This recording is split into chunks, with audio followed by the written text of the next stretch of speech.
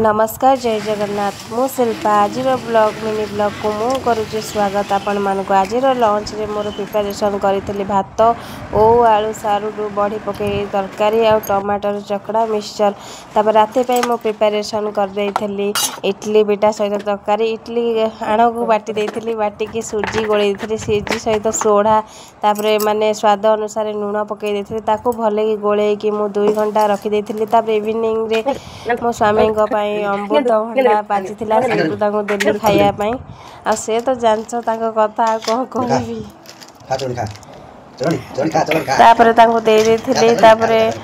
बादाम सेन बाजार रु आनथिली ताको जांगे छड़े देलु सांग होई कि बादाम छड़ेला परे गली भाजीबा भाजी सारला परे ताको नै कि दे से सोइतले ताको नै दे देली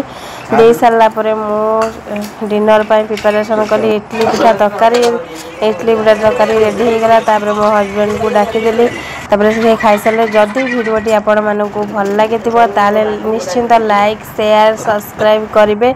रहुची नमस्कार।